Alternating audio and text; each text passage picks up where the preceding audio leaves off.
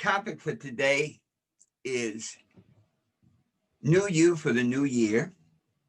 This is Success Mentorship Call number 145. And as you know, much of what we cover is based on our book, The 12 Universal Laws of Success. It's available on Amazon. If you go on Amazon, be sure to get the Super Achiever Edition, the Super Achiever Edition on Amazon. And the idea, it's also available, by the way, on our personal website, www.12uls.com. And when you get it there, you get the free audiobook to go with it. Today is a super special day because, you know, we just finished the last year, which was, let me just say, last year was an exciting year. Let's put it like that. Exciting, and exciting in the most positive sense of the word exciting. Okay, I'm a personal development person, and I love to think of things in the most positive way. And so what happened last year was most exciting. And so when we look at this, one of the things I think each and every one of us really would like is for this year to be a lot better than last year. Melody Beatty had a beautiful quote, and she says, "The new year stands before us like a chapter in a book waiting to be written." I'll say that again. The new year stands before us like a chapter in a book waiting to be written. Wow. That's very interesting.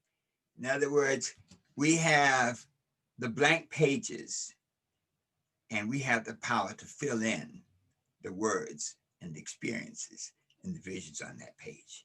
So obviously this is a very powerful topic today, and obviously we have a lot to cover. So let us prepare ourselves by doing our meditation to get ourselves centered on where we are and what we have to do. Let's sit up in our seats for a moment. Just close your eyes. Take a deep breath in through your nose. Hold it. Let it out slowly.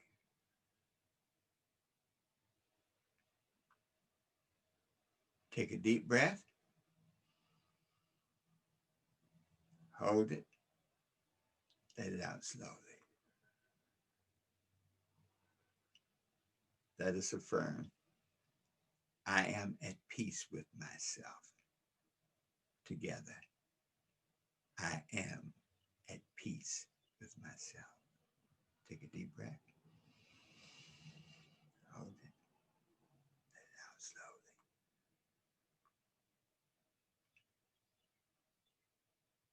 My mind is open, receptive, and ready to learn. Let us affirm that together. My mind is open, receptive, and ready to learn. And so it is. Wow, this is a great topic today because when we look at last year, I'm sure that many of us are looking at our performance last year, and we may or may not be happy with it. You know, when we look at where we were last year and we look at how we prepared to do this year, I think we went through the steps. You know, we did the assessment. We looked at all the things that happened to us last year. The actions we took, the situations we dealt with. We assessed our performance last year. We also addressed our performance last year. We looked at the changes that have to be made in our lives to create the lives we desire for this year. We also set goals for this new year. We set powerful written goals for this new year. And fourth, we made a commitment to make this year our year for outrageous success. So, you know, all of that is really good stuff. But there's one very, very fundamental question that we may not have fully addressed. And that is, who is the I that I'm talking about? Who am I? What am I about? And that's very, very important, because we often say you always bring yourself to the party. And people say, what do you mean, Dr. Harris? Well, two people can go to the same party. One person says, man, this is an incredible party. The people here are beautiful, friendly. I'm having a ball. The other person can say, this is a lousy party. The people are stuck up, they're cold, and I don't like them. Same party. But it's the attitude, the mindset that you bring to the party that makes you decide whether it's a good party or not, whether you like it or not. And so it's this mindset, who am I? Who is this person who is entering upon this new year to do these things? So I would implore you that this is a good time to just stop for a moment. Take a look in the mirror. Take a look in the mirror. Look at all of your physical characteristics. Look yourself right in the face. Look at your physical characteristics, your mouth, your nose. But pay close attention to your eyes. You see, your eyes are a record of everything that you have experienced over your lifetime. You know, we've seen people, we say, oh, they have sad eyes. And I've always wanted to look in their eyes. And when I see a person with sad eyes, I really want to ask them, tell me what happened. Tell me what your life was like. Sometimes we see people with happy eyes and it's like, man, this is a great person. So the eyes that we pay so much attention to, the eyes are really, they say your eyes are the windows to your soul. Your eyes are also a barometer of your being. Your eyes, you really can't fool your own eyes. When you look in your eyes, you see. Not only do you see, but you know what you see. Sometimes you may hide it, or mask it based on other people's expectations, or even your own desire to run away from your past, but focus on your eyes for a moment. Because your eyes are the seat of your imagination. So when you look at yourself there in the mirror and you realize that your eyes are the seat of your imagination, it's okay. It's powerful because your imagination is your connection to infinite intelligence. So you can imagine things that you've never done. You can imagine places you've never been. But your eyes provide a foundation. Your eyes are almost the pump that you use to prime the well of your imagination. So the more that you have seen, the greater your level of exposure, the greater your ability to imagine more. Your eyes sort of give you a starting point. And so if you've lived a life where your eyes have seen so much pain and suffering, then your connection to imagination and infinite intelligence is often colored by that pain and suffering. So we can work around that, but just to know that says, okay, that may be who I am. That may be what the situation is that I've gone through. But when we look at ourselves, let's think about this. As we look at this year, ask yourself, what are my gifts? You see, because when you focus on your gifts, what are the things that I'm good at? And everybody's good at something. Everybody has gifts. The reason that we were created, the reason that God put us on this planet was to deliver a gift to mankind. Deliver a gift to somebody who needed it. So the fact that you're alive means that you're put here for a divine purpose. But sometimes your background and all the stuff that goes on in your life can cloud your vision of who you really are. So I often say, as a starting point for this year, to ask yourself, what are my gifts? And don't get, you might say, don't get distracted by shiny stuff. Your gift is not to own a big car. Your gift is not to own the biggest house on the block. Your gift is about service. What is your contribution to the world? What is your impact on the world? So look at the things that you are good at. When we overlook them because of our circumstances, they're still there. So look at the things that you're good at and look at the things that you love doing.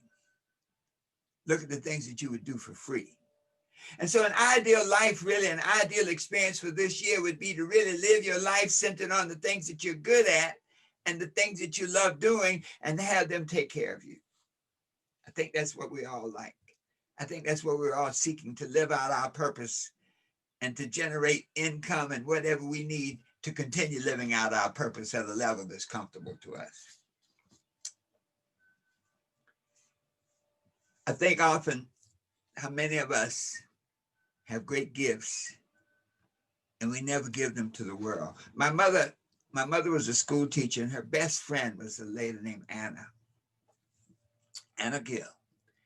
She was also a school teacher, and Anna had a brother named James, and James was the most brilliant person I have ever met. I mean, this man had a brain that could do things. Mathematics, he had like total recall. He was so brilliant that people called him the final authority. You ask James anything. I think as a kid, he had memorized an encyclopedia. I know many of you young people have no idea what an encyclopedia is. Like, it's Googling words, okay? And instead of searching, you got to read. But James was so brilliant. We called him the final authority. He knew everything about, I never asked him a question that he didn't have an answer to, and the right answer. But James never got off the porch. James had an inferiority complex. He never went to college. And so in his mind, he felt that all the people that went to college knew something that he didn't know, were smarter than he was. And so he never got off the porch. He stayed on that porch of self-doubt. And so don't be like James. Don't be like James. You have greatness within you. So whatever the doubt is, whatever the things that are keeping you on the porch of your consciousness, get rid of it. Make a binding agreement this year that you're going to live your purpose. That whatever you're good at, you're going to focus on it. That whatever you love doing that you're good at, you're going to work at it. And the universe will bring to you that which you need to keep you doing it. Some of us may look at this new year with a little bit of regret. I know you probably find it hard to believe, but I'm over 50. And there are a lot of baby boomers. There are a lot of folks that look at this year with a little regret of like, man, I wish I had, I could have, I should have, I would have. You even couple this with there's so many spiritual principles. Everything has a season, a time to love and a time to hate, a time to live and a time to die. So sometimes you can get in your mind that maybe your season has passed. And so when you look ahead at this year, it creates, you might say, a little regret. Like, man, I wish I had. When we look at this pandemic, I know a lot of us have thought to ourselves, man, I wish I'd saved more money. Okay.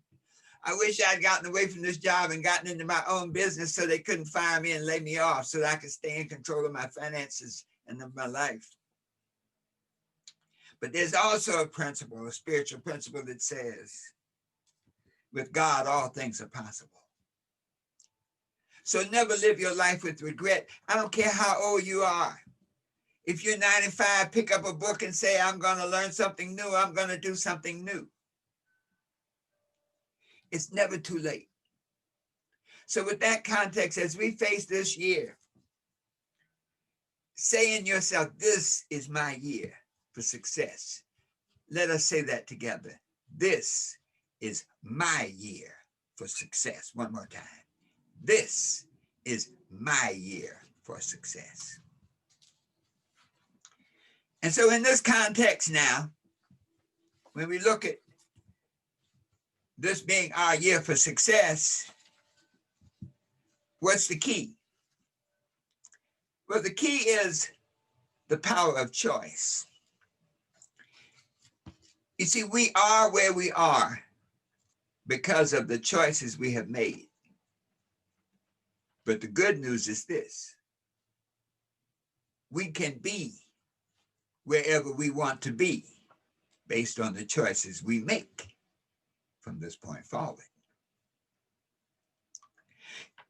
In other words, it's within our power. We have the choice to make this year our year for outrageous success. We can choose to do it. But choices require alternatives. If you don't have two alternatives, then there's no choice. But the essence of life is there's always a choice, because life always moves. We live on this river of reality that is always moving. So we don't have a choice not to make a choice. When we don't make a choice, that in itself is a choice, because our being is moving along the sea of time. We can either choose to direct our being along this sea, or simply be carried along the sea based on what time the vibration of the universe has for us. We can be either like thistles in the wind or like stars on a predetermined trajectory. So if choices require alternatives, then number one thing that we must do is we must have a vision of what we want this year to look like. We must have a vision of where we want to be at the end of this year. We must have a vision of where we want to be in our lives. The scripture says, where there is no vision, the people perish. And so if you find that you've been going around in circles for a large part of your life, then it may be because you had no vision of where you want to be. There's an interesting scripture quote, and it says, don't live the same year 75 times and call it a life. Let me say that again. Don't live the same year 75 times and call it a life. If you have no vision of where you want to be, you can get caught in the trap of living the same year over and over. And let me tell you, folks, a clue is this. If last year you ended up pretty much where you were the year before, in consciousness, in possessions, in progress, in success, which may be the same place you ended up the year before that, then you may be in a situation where you're living the same year 75 times over. That's not a life. So we have to make choices. We have to choose to live our lives in a certain way. So then, how do we do this?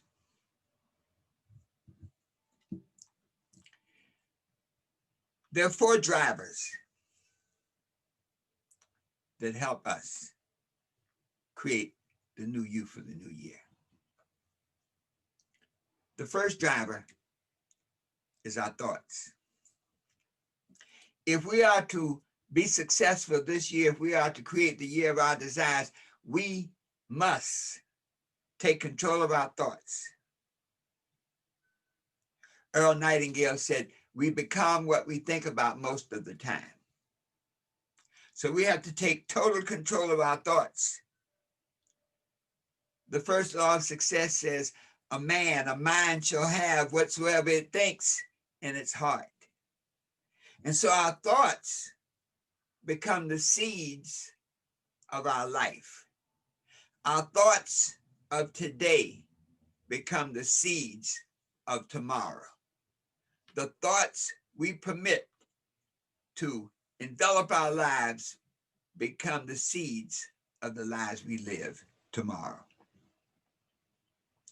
And so we must commit to positive thoughts. If we're going to change this year and make this thing work out the way we want it to be, we must commit to positive thoughts, good thoughts, uplifting thoughts, thoughts of possibilities. You know, when we think about possibilities, some people can look at a thought and instead of thinking how good it is, how great it can be, they get stuck thinking about how much it costs. You know, when I used to be, and I'm a network marketer, by the way, I'm an entrepreneur, thank goodness. I've been in the network marketing industry for over 35 years. I've been with a company now for 11 years, and thank goodness it's given me the opportunity for freedom and to do a lot of things I want to do. So when we look at our minds, when we look at our thoughts represent a state of mind. And so if we're going to create the year of our desires, we must have possibility thinking. Instead of wondering how much does it cost, ask how much can I make? We reprogram our thoughts through positive affirmations. And those of you who are listening today, if you want a copy of 12 affirmations to live by, send me an email. Send an email to Herbert@herbertharris.com. That's easy to remember, Herbert@herbertharris.com. So the key to creating a new you for the new year is to create new thoughts and to reprogram your mind. That's the first driver. Second driver is to change your emotions. The choices we make and the emotions we permit ourselves to experience. You see, emotions are the earth in which our thoughts are planted. I'll say that again. Your emotions are the earth in which your thoughts are planted. That first law of success says, a mind shall have whatsoever it thinks in its heart. That's, in other words, the thought is planted in the heart of your emotions. And so if your emotions are the earth in which your thought is planted, then a commitment this year must be, we need to massage and reprogram our emotions so that we can properly nourish and grow the thoughts that we have about the vision that we want to accomplish this year. I often think back on, there's a parable that I like, many of you probably know it, what's it called? The parable of the sower. And if I paraphrase it, it says that, you know, there was a man who was sowing seed, and he put his seed in different places. He put seed in along the path, and it didn't grow because the birds plucked it up. He put seeds in rocky places, but it was not deep enough, and so the sun burned the seeds. He put seeds in the thorns, and the thorns consumed the seeds. But he put some seeds in good soil, and the seeds grew. Well, your mind, your emotions now are the earth, the soil into which you put your thoughts. And so if your thoughts are thoughts of uncertainty, that's like thoughts along the path. You're on the path of life and you're not sure. Thoughts of uncertainty, that double-mindedness. So any thought that you have, when you plant that thought upon a seed of uncertainty, the birds, the winds, any situation can just destroy it, pull it up, take it away. The rocky places are like the self-doubt. And so if we put the seeds of our dreams and our emotions and we entertain it through self-doubt, then the first time we hit a bump in the road, the first challenge we have, we quit and go back on the porch. The thorny places are those negative emotions that are inside of, sometimes as children, we had such a, I won't call it terrible, we had such a different life that it created negative emotions inside of us, so that we may fear criticism, we may fear all kinds of things. We may have suffered so much that we've literally closed our minds and our consciousness to anything good coming to us. We may have had a childhood that was so devastating that we only think that bad things happen to us. That seems to be the norm. Well, that's the thorns. And so if you plant your thoughts in that sea of negativity, those negative thoughts will destroy, those negative emotions will destroy the thought. So this new year, we must create good earth in our emotions. to really reprogram our emotions. Now, anything that created doubt in us, let's reprogram it.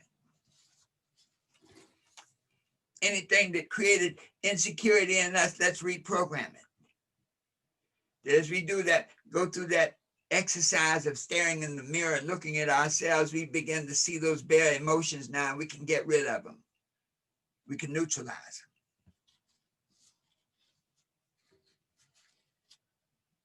The principle says that there's no vision, the people perish. And your vision will only take hold when you plant the seed of your thought and positive emotions that can nurture that seed and make it grow. The third driver that will impact this new year for you are your habits. I like to call it your method of daily operation. You know, someone once said that habits are behaviors that are so gentle in the beginning that by the end they're so hard that you can't get rid of them. They start soft, but then they grab you and they take control of you. So you have like the habit of procrastination.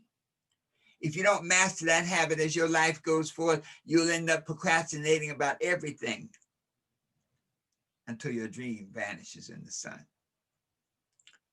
Habits of tardiness, habits of lack of preparation. In other words, when we start talking about creating this new you for the new year, we have to examine our habits, our method of operation, and certain realizations that are key to help that happen. Number one, to recognize that whatever you do, you must do it not only on a daily basis, on an hour-to-hour basis, on a moment-to-moment basis.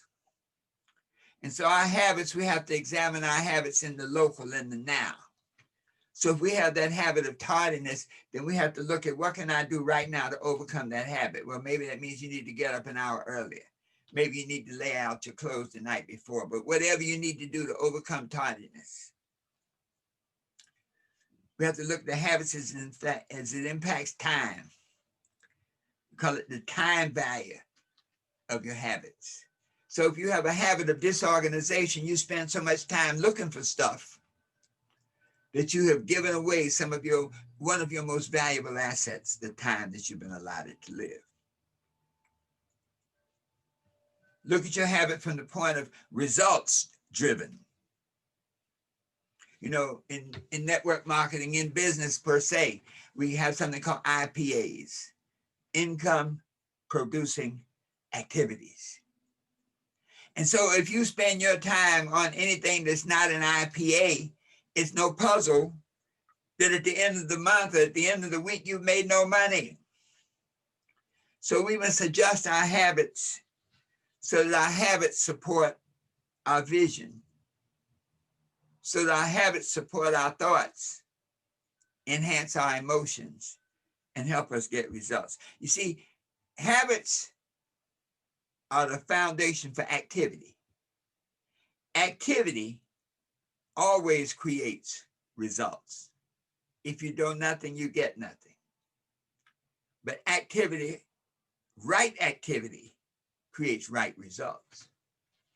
And so this new year, let us be committed to make those changes in our habits that support our goals, our vision, and the things we want to be, do, and have. The fourth driver of our success and of creating this new you for the new year is our associations. Who we let come into our experience of life. Someone said that your net worth would be the average of the 5 people closest to you. But if that's not a signal, then you need to get around people who are richer than you. You need to get around people who are smarter than you. You see, when people come into your life experience, you have a very powerful gift. And it's the gift of your attention. So when people come into your life experience, if you give your attention to anybody who shows up, that's not a good thing. So this new year, we must commit ourselves to looking at every person that we interact with. Almost look at them as though you're going to marry them. And when I say marry, I mean, in other words, engage in some type of mutual activity, whether it's a business relationship, whether it's just a friendship, whether it's a love affair. But to look at it that it's going to be a long-term situation, because that's the nature of relationships. Be more discriminating about what you look for in a person, what you look for in a friend, what you look for in a spouse, what you look for in a partner. So some ideas about how to pick proper associations. Look at people where there's a mutual benefit. You know, scripture talks about an equal yoke. That's really what that's about. In other words, where there's mutual benefit, if one person doing all the giving and the other person doing all the taking, that's not a good deal. So you want to surround yourself with active people and stay away from front porch people. See, if you're an active person and you hang around with front porch people, guess where you have to go to talk to them? You have to go to the front porch. And if you keep going to that front porch, one day you're going to take a chair and sit down and your activity is gone. So to make this new year the year you want it to be, the new you want to have happy people, positive people, people who have goals, people who are going places, people who are educated, people who are financially secure, people you can learn from. Now, this doesn't say that you run away from everybody else, people who may be poor or broke at the time or unachievable, but it's to understand who they really are and then act accordingly. If you're a successful person, you're not going to spend too much time with broke people. Remember, you become the net worth of the 5 people closest to you. You know, one of the interesting things about relationships that people can either be the wind beneath your wings, or they can be the rocks within your shoes. It's your choice of who you permit to come into your life experience. So let us summarize today. We've gone a little bit over, but let us look at the points here. Let's cover this. Number 1, for this new year to be your year for success, this new you, spend some time figuring out who the you is you're talking about. Who is the I in I? Who is the me in me? Look at that basic thing of who you really are inside, what you love to do, what you're good at doing. Number 2, really clarify your vision. Where there's no vision, the people perish. Where you have no vision, you will fail. Everything we've talked about, all the drivers for success, etc., they don't work unless you have a vision. Number 3, recognize that you are where you are because of the choices you make with respect to your vision. So you have a vision. Now the choices you make are choices that are congruent with the realization of your vision.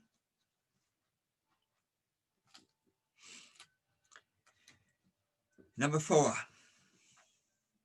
make choices to utilize the drivers that will bring about the success you desire and the life you wish to live. Choose to use the thought drivers to always focus on positive thoughts, empowering thoughts, to know that your state of mind determines the state of your life. Know that lack and limitation are simply thoughts, that you already have everything you need to get everything you want. So think thoughts of abundance, of possibility. Reprogram your feelings so that you always feel good about yourself, so that you always feel that good things are coming to you, so that you always feel worthy of good stuff, that no matter what has happened in the past, it's okay. You go forward with the future. Reprogram your habits, change your habits so that your habits support your goals. Any habit, any activity that does not support your goals, your dreams, and your vision, change it. Change your associations so that you surround yourself with people who can be the wind beneath your wings. Remember this. Decisions, choices are the key to success. A young student of success once had an opportunity to sit down with a billionaire. And he said, well, what's the secret of success? You're a billionaire. You've achieved success. Can you break it down, make it real simple? The billionaire said, yes, the secret to success is right decisions. The young man looked at him and said, well, how do you learn to make right decisions? The billionaire said, experience. The young man said, well, how do you get experience? And the billionaire said, wrong decisions. And I close with that story because I want us to look at our lives and say, look at all the stuff that we've done in the past that did not work. Don't look at it as failure. Look at it as a lesson. That as we go forth, that there are only two things that we ever have, that we ever experience based on our choices. We either choose success or we choose a lesson. So that everything happens, either uplifts us or teaches us how to get better. When we can do that, when we can follow these drivers, when we can recognize that who we are, when we can refine our vision of what we want to be, do, and have, when we can use the power of choice to change our thoughts, to change our emotions, to change our habits, to change our relationships, we can truly create the new you, your new year, your new you for this new year, knowing always that the best is yet to come. And so it is.